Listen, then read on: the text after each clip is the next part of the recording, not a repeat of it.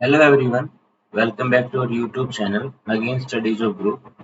Here we are again with our new topic from the chapter Nationalism in Europe, Rise of Nationalism in Europe. Today we will do assertion and reason questions and case based study questions. प्यारे बच्चों, जैसा कि आपको last class में पता है, हमने long question answers को किया था, उससे पहले हमने शॉर्ट और वेरी शॉर्ट को किया था। आज हम इस क्लास में असर्शन और रीजन के क्वेश्चंस करेंगे और उसके साथ साथ दो केस बेस्ड भी क्वेश्चन हम करेंगे बेटा। तो हम स्टार्ट करते हैं आपके असर्शन और रीजन क्वेश्चन से। जिसने पीछे की वीडियो चैप्टर में नहीं देखे तो प्लीज वीडियो को देखें ताकि आपके आगे कंसेप्ट बिल्कुल अच्छे से क्लियर हो और उसके बाद ही अपने प्रैक्टिस को स्टार्ट करें। आपका प्रैक्टिस सेशन तभी आपका अच्छा रहेगा जब आप अच्छे तरीके से उनको क्वेश्चन वगैरह को देख लें। देखिए, फर्स्ट ऑफ ऑल डायरेक्शन पढ़ते हैं हम क्या क्या है बेटा। Direction mark the option which is most suitable. ऐसे ऑप्शन को मार्क कीजिए जो मोस्ट सुटेबल है। ये both assertion and reason are true. Option number A है बेटा ये। Both assertion and reason are true and reason is the correct explanation of the assertion. Reason क्या है बेटा? करेक्ट एक्सप्लेनेशन है किसकी? असर्शन की। तो क्या आएगा उसमें? तो उसमें आएगा बेटा आपका, ये आएगा कि आपका ऑप्शन नंबर ए है। अगर बोथ असर्शन और रीजन ट्रू है but reason is not the correct explanation of the assertion, लेकिन असर्शन उसका एक करेक्ट एक्सप्लेनेशन नहीं है, तो वी कैन से दैट कि ऐसे केस में हमारा ऑप्शन नंबर बी होगा। लेकिन असर्शन ट्रू है बट रीजन फॉल्स है तो हमारा ऑप्शन नंबर सी होगा।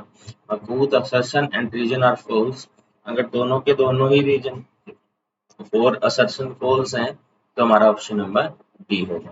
तो ये कुछ डायरेक्शंस हैं बेटा, इनको जरूर पढ़ लेना चाहिए क्योंकि कई बार ऑप्शन डी में क्या होता है, if assertion is false but reason is true, ऐसा भी कई बार आपको दे देता है कि असर्शन और रीजन में आपके 5 ऑप्शंस भी आपको मिल सकते हैं। इसमें फिफ्थ ऑप्शन होगा, जैसे फोर्थ ऑप्शन होगा assertion is false and reason is true, और होगा ई ऑप्शन आपका होगा both assertion and reason are false. तो इनको थोड़ा ध्यान से हमेशा पढ़ लेना चाहिए। और जैसे कि आपको पता है कि असर्शन और रीजन क्वेश्चंस में मैं हमेशा एक चीज पक्का बताता हूँ कि अगर आपका असर्शन करेक्ट है तो उसके बाद उसके पीछे हमें वाई लगाना चाहिए। अगर आपको वाई का आंसर मिलता है बेटा तो इसका मतलब असर्शन का रीजन क्या है, बिल्कुल करेक्ट एक्सप्लेनेशन है and we can say that option A is correct, there assertion and reason both are true and reason is the correct explanation of A. तो इस प्रकार हम कह सकते हैं दोनों ट्रू हैं और रीजन आर क्या है बेटा? करेक्ट एक्सप्लेनेशन है किसकी? असर्शन की। चलो देखते हैं, अभी स्टार्ट करते हैं हमारा असर्शन और रीजन का। पहले इसमें क्या दिया गया है बेटा? इसमें दिया गया है कि there was no British nation prior in the 18th century. बिल्कुल सही बात है, कोई भी ब्रिटिश नाम का नेशन नहीं था, बल्कि एक किंगडम में बटा हुआ था बेटा, छोटे छोटे किंगडम इसमें थे बेटा। The primary identities of the people who inhabited the British Isles were ethnic ones such as English थे, Welsh थे, Scot थे और Irish थे। All of these ethnic group had their own culture था उनका और political traditions थे। बिल्कुल सही बात है। भाई नो नेशन क्यों बोला जाता है? नेशन नहीं था इसलिए बोला जाता है कि भाई उस टाइम पे कोई भी ब्रिटिश नाम का एक पॉलिटिकल पावर नहीं थी, उनका शेयर्ड कल्चर नहीं था, उनकी शेयर्ड हिस्ट्री नहीं थी। क्योंकि आपको पता है नेशन की डेफिनेशन मैंने आपको बताई थी, एक सुटेबल टेरिटरी होनी चाहिए, टेरिटरी के अंदर लोगों का कल्चर शेयर करते हो, सेम कल्चर हो, लैंग्वेज का बेस पर भी इक्वल हो, उनके द्वारा जो हिस्ट्री है बेटा वो भी अपनी शेयर करते हो उनकी हिस्ट्री को, और उसके द्वारा डेमोक्रेटिक और सोशल लेवल भी वो आपकी होनी चाहिए। तब हम किसी देश को नेशन बोलते हैं। That will be in your first video जहाँ पे हमने नेशन को एक बिल्कुल डिटेल से पढ़ा था। इसीलिए मैं बार बार बोलता हूँ, जिस बच्चे ने वीडियोस को नहीं देखा कि प्लीज अपने वीडियोस को देखें और उसके बाद ही क्वेश्चंस को करें बेटा। और दूसरा क्या है बेटा, नेशन क्यों नहीं था? वाई, उसका आंसर क्या है? क्योंकि प्राइमरी आइडेंटिटीज जो पीपल्स की थी inhabited the British Isles were ethnic ones थे, सच एज इंग्लिश थे, वेल्स थे, स्कॉट थे और एरिस थे। अब सब उनके एथनिक ग्रुप थे, उनका खुद का उन कल्चर है और खुद की पॉलिटिकल ट्रेडिशंस है। अगर खुद का उन कल्चर होगा और पॉलिटिकल ट्रेडिशंस होगा तो हम ब्रिटिश को एक नेशन नहीं बोल सकते। दैट्स व्हाई ब्रिटिश कोई नेशन नहीं था prior to the 18th century. Hence we can say that both assertion and reason are true and reason is the correct explanation of the of the assertion। बेटा बिल्कुल सही है, option number ए होगा इसका answer, कि हमारा दोनों ही ट्रू है और रीजन यहाँ पे करेक्ट एक्सप्लेनेशन है किसकी, रीजन की, बेटा assertion की। उसके बाद हम आगे चलते हैं।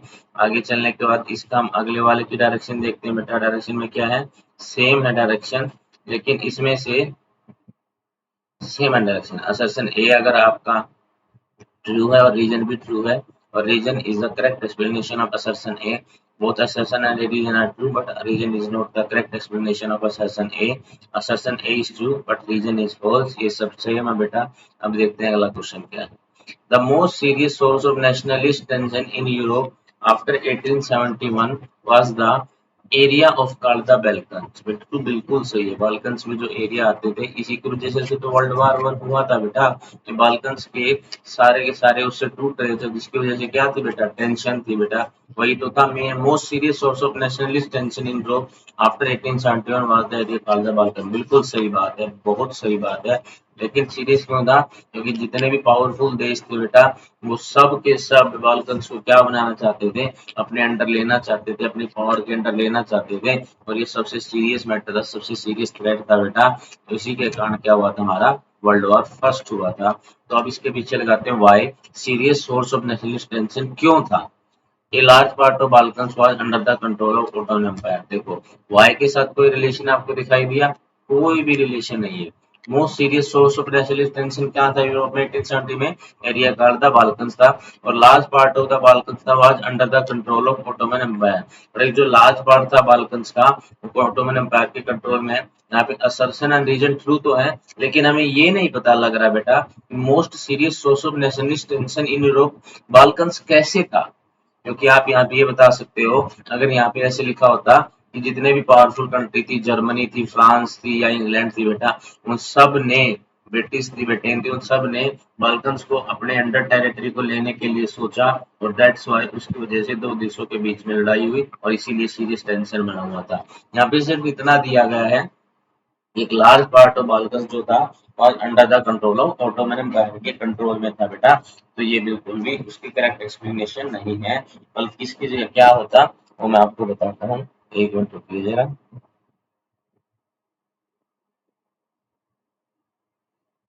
देखो बाल्कन्स जो था बेटा,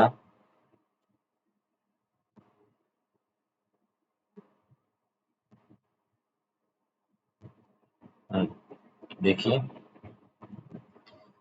ये था मोस्ट सीरियस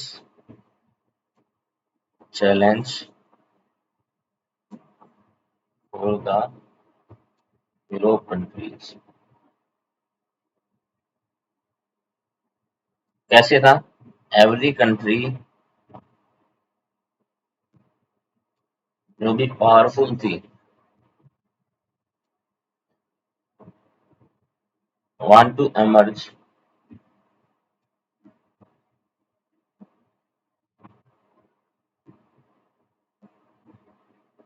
Balkan region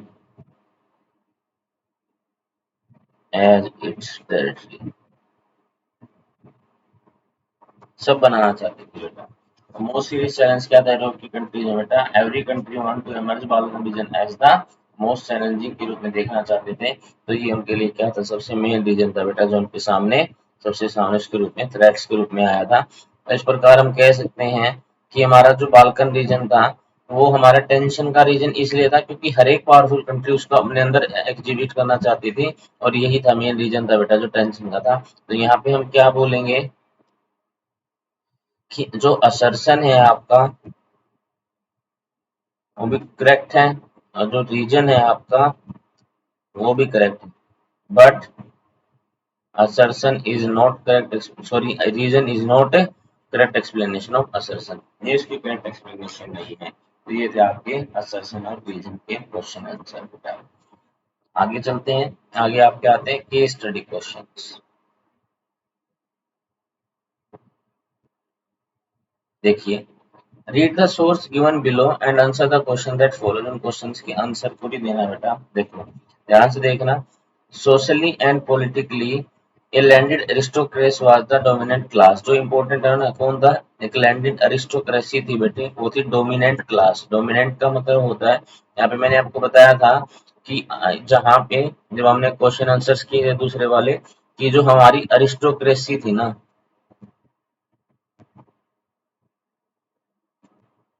वो थी डोमिनेंट क्लास, और जो हमारी पीसेंट्री थी ना, वो थी हमारी मेजॉरिटी वाली class. And there is a difference होता है बेटा between majority and peasantry. Difference किसके बीच में था? मेजॉरिटी और पीसेंट्री के बीच में क्या था बेटा? डिफरेंस था। तो इस प्रकार हम कह सकते हैं कि मेजॉरिटी और मेजॉरिटी और पीसेंट्री लिख दिया मैंने, नहीं, मेजॉरिटी और यहाँ पे डोमिनेंस लिखेंगे बेटा। डोमिनेंट डोमिनेंसी के बीच में क्या डिफरेंस होता है? डोमिनेंट के बीच में, हाँ देखो, मेजॉरिटी का मतलब होता है जो संख्या में ज्यादा होते हैं, संख्या में ज्यादा जो होते हैं बेटा, उसको बोलते हैं मेजॉरिटी। उसको क्या बोलते हैं? मेजॉरिटी। और डोमिनेंस किसको बोलते हैं? जो दूसरे के ऊपर प्रेशर बना सके ना, उसको हम क्या बोलते हैं? डोमिनेंसी बोलते हैं। उसको हम क्या बोलते हैं? डोमिनेंसी बोलते हैं। तो अरिस्टोक्रेसी डोमिनेंट क्लास थी किसमें? ऑन द कंटिनेंट में। इंपॉर्टेंट लाइन है तो अंडरलाइन कर ली। The number of these class were united by a common way of life and cut across regional division, और उन्हें कॉमन एक वे लाइफ के द्वारा वो क्या हुए थे बेटा? जुड़े हुए थे। And cut across regional division था बेटा। They own state in the countryside, उनके स्टेट कहाँ पे थे बेटा? In the countryside. And also town houses भी थे। They spoke French for the purpose of diplomacy in high society, और कौन सी लैंग्वेज का इस्तेमाल करते थे बेटा? वो फ्रेंच का इस्तेमाल करते थे। किसका? फ्रेंच का इस्तेमाल करते थे। और किस चीज के लिए? For the purpose of diplomacy के लिए और हाई सोसाइटी के लिए। Their families were often connected by ties of marriage बेटा। ये फैमिली कैसे कनेक्टेड थी? टाइज ऑफ मैरिज के द्वारा कनेक्टेड थी बेटा। This powerful aristocracy was however numerically small group था, लेकिन ग्रुप कैसा था? ये स्मॉल था। The majority of the population was made up of the peasantry. अब देखो मेजोरिटी किससे बनी हुई थी बेटा? पीसेंट्री से बनी हुई थी। To the west the bulk of the land was farmed by tenant, जो बल्क थी बेटा टेनेंट और स्मॉल ओनर्स के द्वारा थी। और इन ईस्टर्न सेटल्ड में the pattern of land holding was characterized by vast estate and was cultivated by serfs के द्वारा कल्टीवेट किया जाता था। क्वेश्चंस को मैं बाद में दिखाऊंगा आपको, पहले मैं आपको देखो केस स्टडी के ना इंपॉर्टेंट चीज बताना चाहता हूँ इसके अंदर। देखो सबसे पहले हमने क्या देखा बेटा? की डोमिनेंसी थी। क्या थी? डोमिनेंसी थी किसकी? देखो ये पता हमें, लैंडेड अरिस्टोक्रेसी की। किसकी? अरिस्टोक्रेसी की। ठीक है। और ऑन क्या करते थे? On estate in countryside tied with marriage। किसके साथ? मैरिज के साथ बंधे हुए थे बेटा। Use French language for the diplomacy. और जो हमारी थी वेस्ट में, जो वेस्ट में थी हमारी जमीन, उसको कौन करता था? उसको कौन करता था बेटा? वो बल्क लैंड थी, वो थी बेटा टेनेंट्स की एंड स्मॉल ओनर्स की। और जो हमारी ईस्ट और सेंट्रल में थी, उसको कौन होल्ड करता था बेटा? उसको होल्ड करता था हमारे कल्टिवेटेड बाय सर्फ्स के द्वारा। Cultivated by serfs. तो यही तो बातें आई है ना इसके अंदर, इससे बाहर आएगा क्या बेटा? ये बताओ। एक मान ले पूरी की पूरी केस स्टडी है, वो तो आपके लिए बहुत ज्यादा इजी होनी चाहिए, क्योंकि पूरी केस स्टडी में जो आपने चैप्टर के अंदर पढ़ा है बेटा, उसी से रिलेटेड आपको पैराग्राफ दे दिया जाता है। उस पैराग्राफ के अकॉर्डिंग एमसीक्यू पूछे जाते हैं, जो आपको बिना एक केस स्टडी के पता होना चाहिए, और केस स्टडी की हेल्प से पूछे जाते हैं, तो इसलिए वो तो बिल्कुल आसान हो जाते हैं ना। What did the majority of the population comprise होती? देखो अगला क्वेश्चन कितना इजी क्वेश्चन है। किसके द्वारा कंप्राइज होती थी पॉपुलेशन? वो थे बेटा हमारे कौन से थे? पीसेंट्री थी। खत्म हो गया question. The given passage describe the social and political life of the class. ये सोशल और पॉलिटिकल लाइफ किसके बारे में दिखाता है बेटा? अरिस्टोक्रेसी और मिडिल क्लास के बारे में दिखाता है बेटा, सीधी सी बात है। सर्फ और पीसेंट्स का तो बस नाम आया है ना बेटा, बाकी ज्यादातर तो किसके बारे में? अरिस्टोक्रेसी और पीसेंट्स के बारे में बोला गया। Used to speak French for the purpose of diplomacy के लिए इस्तेमाल करते थे, सीधी सी बात है। ये सारे के सारे क्वेश्चन मैं आपके करवा चुका हूँ ना बेटा, ये आपको करा चुके ना। बस मेन बात ये है कि इसमें और क्वेश्चन कौन सा बन सकता था बेटा? तो इसमें क्वेश्चन बन सकता था क्वेश्चन नंबर 5, अगर बोलते हैं हम केस स्टडी के अंदर ही बोलते कि लैंड इन द वेस्ट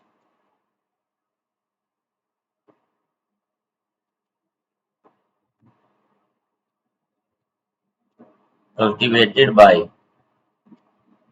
जिसके द्वारा कल्टीवेट की जाती थी, ठीक है। और दूसरा, who owned the estate in countryside, कौन एस्टेट को कंट्री साइड में ओन करता था, ये क्वेश्चन भी बन सकता था। और in central and east the land belongs to, किससे बिलोंग्स करती थी, ये भी क्वेश्चन बन सकता था। तो एक केस स्टडी को मैं आपको, ऐसा नहीं है कि मैं आपको सिर्फ सीधा रट्टू तोते की तरह सारी चीजें वैसे पढ़ाना चाहता हूँ, मैं आपको बताना चाहता हूँ कि ये केस स्टडी क्या होती है और क्वेश्चन आंसर किस तरीके से पूछे जा सकते हैं। तो आप क्वेश्चन आंसर खुद भी बनाइए ना, उसके अंदर सारी केस स्टडी को ऐसे समझिए कि कुछ भी क्वेश्चन आ जाए, इससे बात तो मैं कर नहीं सकता। अब वेस्ट में हमें पता था बेटा, वेस्ट में कल्टिवेटेड किसके द्वारा, जो बेटा लैंड ओनर थे, जो लैंड टीनेंट्स थे बेटा, लैंड के क्या थे, टीनेंट्स, जिनको जो कल्टीवेट करते लैंड उनको टीनेंट बोलते हैं, या फिर पीसेंट्स थे बेटा, उनके द्वारा की जाती थी। और जो ओन करता था स्टेट को, कौन करता था, अरिस्टोक्रेसी करती थी, अरिस्टोक्रेसी जो थी बेटा वो करती थी। और यहाँ पे किसके द्वारा की जाती थी, सर्ब्स के द्वारा की जाती थी। और वो अगर पूछे टाइड किसके द्वारा थे, अरिस्टोक्रेसी वाले लोग किसके द्वारा, मैरिज के द्वारा क्या थे बेटा, एक दूसरे से टाई अप थे। तो ये हमारा कुछ क्वेश्चन आए थे बेटा केस स्टडी से। देखो एक बार दोबारा पढ़ोगे, देखो मैं एक बार आपको तरीका बता देता हूँ किस तरीके से करना होता है बेटा, उस तरीके को ध्यान रखना। सोशली एंड पॉलिटिकली एकदम कैसे पढ़नी है, मन मन में स्टार्टिंग में एक, जैसे a landed aristocracy was the dominant class in the continent, तो क्वेश्चन इंपॉर्टेंट लगा भी, डोमिनेंट क्लास कौन सी थी बेटा, अरिस्टोक्रेसी की, बात क्लियर होगी। The member of this class were united by a common way of life, रखते थे ऐसे लोग कट अक्रॉस रीजनल डिविजन्स में। दे ओन एस्टेट था उनका कहाँ पे, कंट्री साइड में और टाउन हाउसेज में। स्पोक क्या करते थे, फ्रेंच करते थे। पर्पज ऑफ किसके लिए, डिप्लोमेसी एंड हाई सोसाइटी में। फैमिलीज वर कनेक्टेड अप किन के द्वारा थी, उनकी मैरिज के द्वारा थी। Powerful aristocracy was numerically small group था, ग्रुप कैसा था, स्मॉल था, लेकिन डोमिनेट था। दोनों में अलग फर्क पता होना चाहिए, माइनॉरिटी थी और डोमिनेंस था। कम थे और लेकिन प्रेशर बनाते थे, अपने ही चलाते थे, सब कुछ उनके अनुसार होता था। The majority of the population क्या थी, पीसेंट्री थी। वेस्ट में जो बल्क ऑफ लैंड थी वो तो टीनेंट और स्मॉलहोल्डर्स की थी। और जो ईस्टर्न और सेंट्रल यूरोप में पैटर्न ऑफ लैंड होल्डिंग वास्तव किसका था, vast estate which were cultivated by serfs के द्वारा उसको क्या किया जाता था, कल्टीवेट किया जाता था बेटा। ये हमारे कुछ हमारे क्वेश्चंस हैं बेटा जो हमारे केस स्टडी से बिलोंग करते हैं। तो क्वेश्चंस क्या क्या आए थे हमारे, मैं उन सब के बारे में बताता हूँ। तो given social political life of the class किसकी थी, कौन सी लैंग्वेज को बोलते थे, फ्रेंच लैंग्वेज को बोलते थे, ये उसका हो गया बेटा क्वेश्चन। अब देखिए नेक्स्ट आपकी आती है अगले वाली जो केस स्टडी, आशा करता हूँ पीछे वाली केस स्टडी आपको अच्छे से समझ में आई होगी। Artists in the 18th and 19th century found a way out of personifying a nation. In other words, they represent a country if we were a person. उसने क्या पर्सोनिफिकेशन आया बेटा इसमें, तो देखो पर्सोनिफाइंग आया है, पर्सोनिफाइंग होता का मतलब क्या होता है,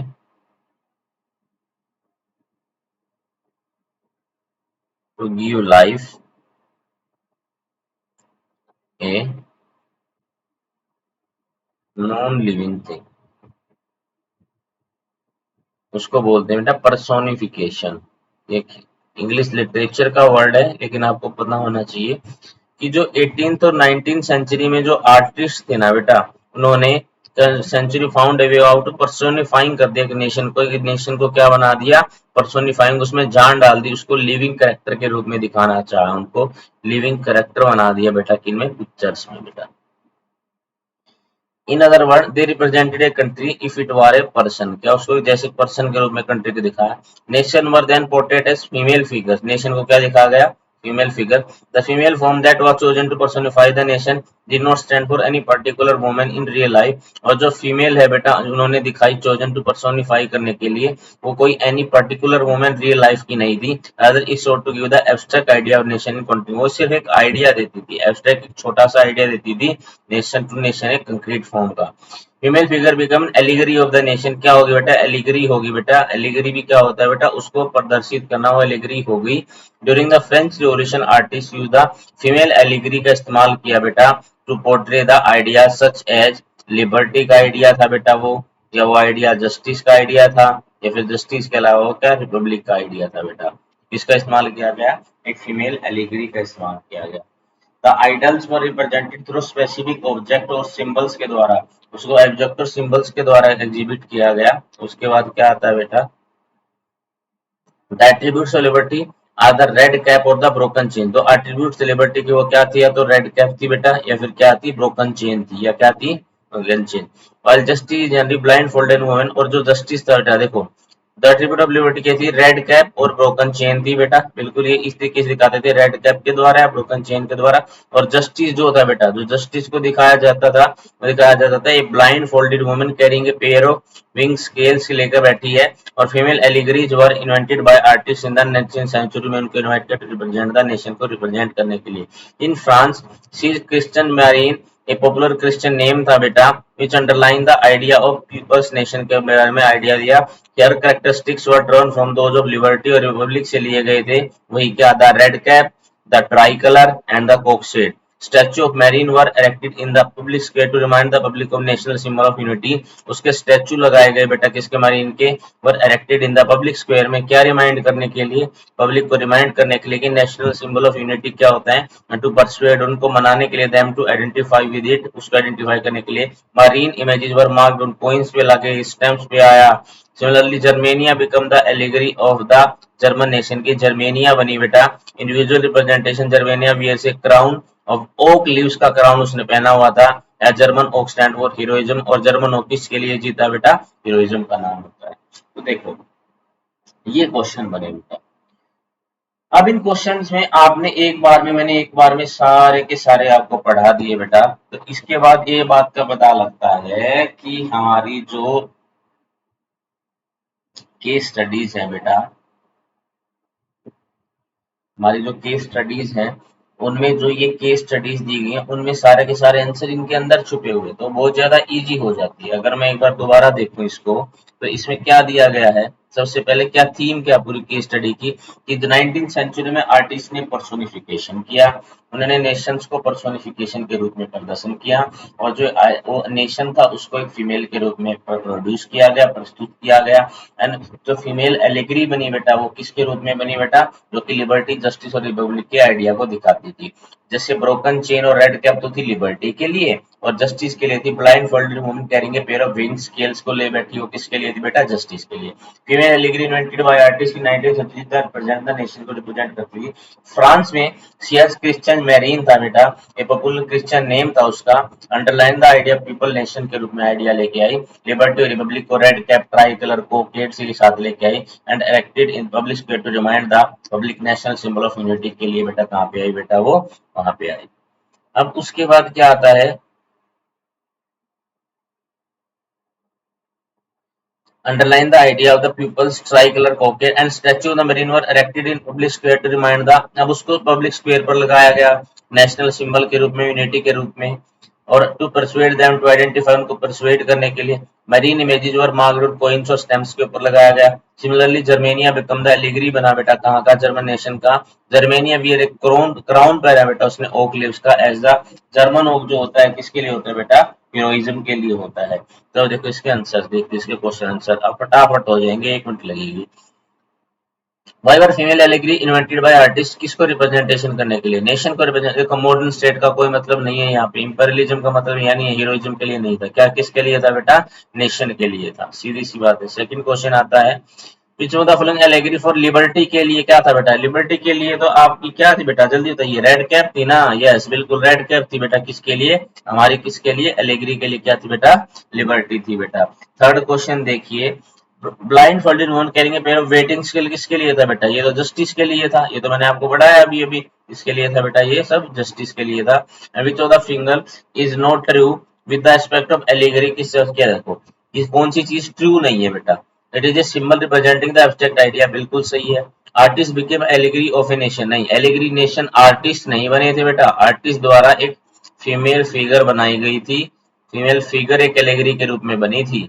it is an idea expressed through a person और थिंग, बिल्कुल सही बात है। An allegory story with two meanings, one literal one symbolic, बिल्कुल सही है, एक लिटरल थी और एक साथ में सिंबल्स का इस्तेमाल होता था, जिसमें क्या थी, रेड कैप थी या फिर क्राउन था, क्राउन ओक लीव्स के रूप में था बेटा, तो सारी की सारी आपकी आती थी। तो ये था बेटा आपकी 2 केस स्टडीज बेटा, जो हमें इस चैप्टर में करनी थी। इसके बाद हम जो क्वेश्चंस लेके आएंगे आपके लिए, प्रीवियस ईयर के क्वेश्चंस लेके आएंगे। आशा करता हूँ आपको असर्शन रीजन और केस स्टडी बिल्कुल अच्छे से समझ में आई होगी। तो thank you very much to attend this session. अगर आपको क्लास अच्छी लगी और आपको कुछ समझ में आया है तो बेटा प्लीज कमेंट करें और लाइक भी करें और चैनल को हो सके सब्सक्राइब भी करें बेटा, और अपने दोस्तों को भी बताएं कि हमारे चैनल पर इस तरीके से वीडियो चली हुई है जिसके द्वारा हम अच्छे से अपनी सोशल साइंस को कर सकते हैं। Thank you very much to attend this session.